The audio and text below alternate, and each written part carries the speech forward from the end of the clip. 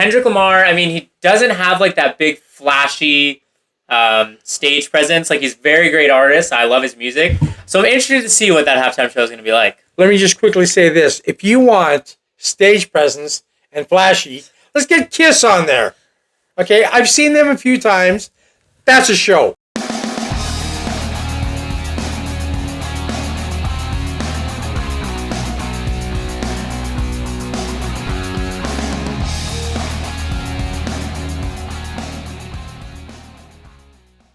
Welcome back, sports fans. This is the 19th installment of our weekly series for the Out of Bounds Sports Podcast. I'm your host, Cody. He's your host, Don. And we are here today with our weekly series. For those of you that don't know, we do 5 topics. We each get 2 minutes per topic.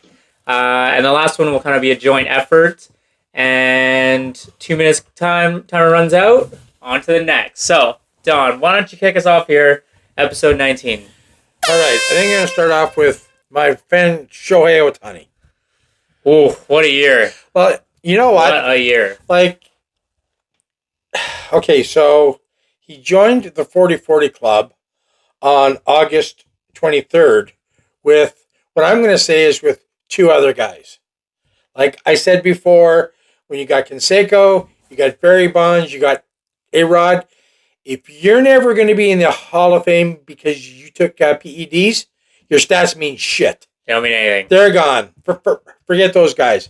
And so now, just the other day, he actually was the first person to form the 45-45 Club. Which is crazy. Like, we're seeing history right before our eyes right now. Yeah, and this is actually a very exciting time because a lot of the historic things that happened in baseball happened even before my time. I was gonna say, yeah, like a lot of the older guys, like those records have stood for a long time. Yeah, just crazy with all like the advancement in sports and everything, like athleticism and everything. Like, yeah, well, like I mean, even when Barry Bonds beat Hank Aaron for the all-time homers, no PEDs, you cheated. Hank Aaron's still number 1. If you go back to the longest consecutive game hitting streak, that was Joe DiMaggio, and it was 56 games. That was like years ago. Yeah. No one's ever going to beat that. 56 games hitting streak? Yeah. Yeah, I guess, that's pretty crazy. Yeah. It's almost like a third of a season. Like, I've seen people hit 25, 30, 35, not close to 56. Anyways, back to Shohei. He will make it to the 50-50 Club. I'm very confident. He's still got about 20-some games left. He just needs 5 home runs, 4 stolen bases, and he will be there. Yeah. So, you know what? You got Shohei for MVP? Bang on Shohei. Oh, yeah. Bang on Shohei. Oh, yeah. Love that guy. All right. For those of you Cowboys fans, you may be jumping for joy or you may be crying in your towel today because we had a big announcement. Big contract has been signed, and that is for Dak Prescott. Ahead of the season opener against the Cleveland Browns, Dak Prescott, which we were all... I mean, CeeDee Lamb got paid earlier this year. Dak didn't need to get paid this year. We was going to be on the books for next year. But they decided to pay him, and he's making history. 4 years, $240 million. That's 60... 4 or 5? It was 5. I thought it was 5. It's 4 years. So 60, they're paying this ass clown $60 million a year? $60 million a year, $231 million guaranteed, and an $80 million signing bonus. That fucking infuriates me. Becomes I was going to say, it's either one or the other for you Cowboy fans. He hasn't done anything. He can't win in the playoffs. He's coming off a career year, 410 completions, 36 touchdowns. He did finish second in the MVP voting. It's important to note, though, that all of those stats are based off of the regular season. They made it to the playoffs last year and did nothing like they have for the last few years. Yeah. And so it is a little bit of a controversial signing here. But this just shows that Jerry World and Jerry Jones is all in on his big 3. Micah Parsons will be looking at his contract. We talked about this a little bit earlier in an earlier video. Micah Parsons will be the next one to be paid. And I mean, if he gets the big contract, you got 3 players making probably close to $100 million just between the 3 of them. How is it that Dak Prescott becomes the highest paid player in the NFL? Well, that's another thing I was going to talk about. Like the money is getting bigger and bigger every year. We're seeing contract records being broken. I mean, Jordan Love got a huge contract earlier this year. I mean, it's just if there's money to be spent and their owners are throwing the money around. All right, what do you got next? My girl, Catlin Clark. Catlin Clark. You know, I've talked about her before. I actually now know the schedule of their team. I'm actually going to watch the game tonight on Ion over the NFL. Let's just go over what she has done recently. For all these people who say, well, she might not win Rookie of the Year, you might want to pull your head out of your ass and realize what's going on. Yeah, it's just ultimately hating at this point. It is. For no reason, for no good reason at all. Okay, so not too long ago, she was a WNBA Player of the Week. Announced this week, she was the WNBA Eastern Conference Player of the Month. Rookie has never done that. No. Ever. She's also was the fastest to 100 three-pointers in 36 games. That's the fastest in WNBA history. Yeah, not just as a rookie. That's crazy. Okay. She still has 6 games left, and she's gonna even break more records. Yeah. Her team since the Olympics is now, I think, 6-2 or 7-2. Yeah, they're hot. They're hot since. Whereas Chicago's like 0-8 or something like that. I think we were looking if you look at how they win their games, like they play the Vegas Aces twice, they could jump up to third. I think either max 4th or max 3rd place. Yeah, they're gonna have a hard time against Vegas though. You have to beat them twice. Yeah. So, but you know what? Congratulations, Catlin. You're doing such a great job. You know, I'm available. Just number one fan over keep here. it. Oh, I love how she acts. Like it's the best part about her year so far is that she's been very much humble and very much just not addressing a lot of the controversy that's been surrounding her. That's being pushed on her for no reason. She won't even play that game, which is awesome. Absolutely.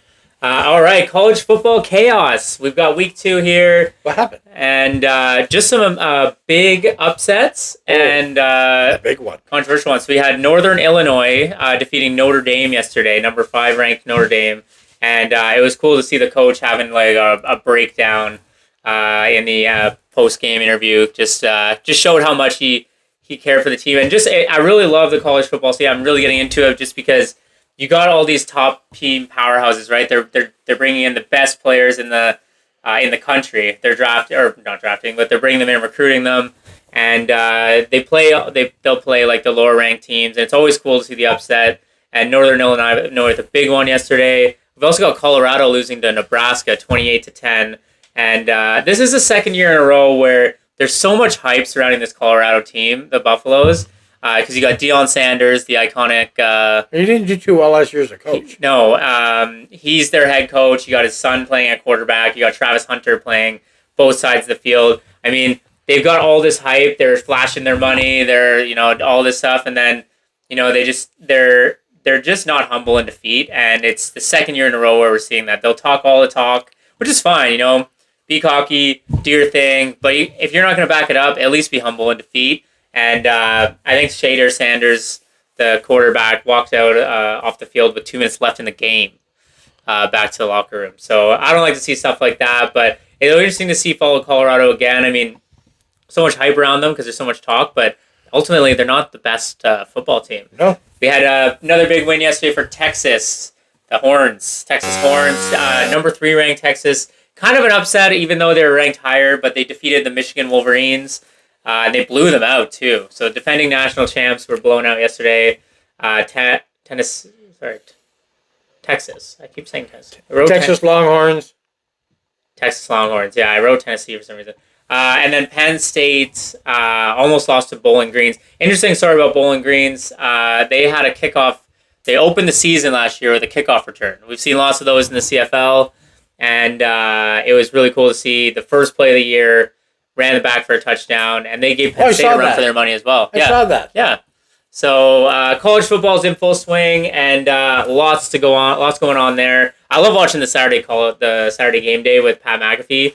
We talked about him a little bit with the WWE. He ended up leaving Raw, and he's just great on that show. Such a good host. So college football's back, and NFL is back as well. Go Giants! We got 1 minute for our last topic.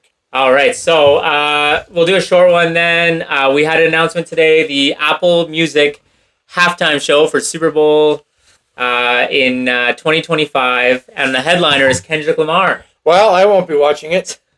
Another hip hop artist. That'll be 5 years in a row now that we've had more of that pop R&B hip hop. So we had J-Lo and Shakira. That was a good one. The Weeknd. That was terrible. We had the big hip hop one with Eminem, Dr. Dre, Snoop Dogg, Kendrick Lamar, 50 Cent. And then we had Rihanna. Terrible. And then we had Usher last year. That was the worst.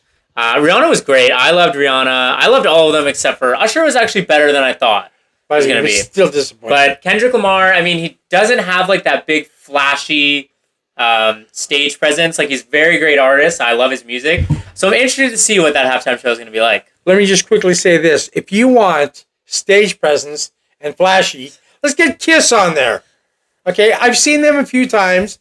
That's a show. We don't need, they're not paying them the senior discount to perform at the halftime show anymore. We don't need them anymore. They do not ever play for a discount. Hottest band in the world. There you have it, guys. Another episode in the books, episode 19. 20 is next week. Can't believe we've been doing this for 20 weeks already.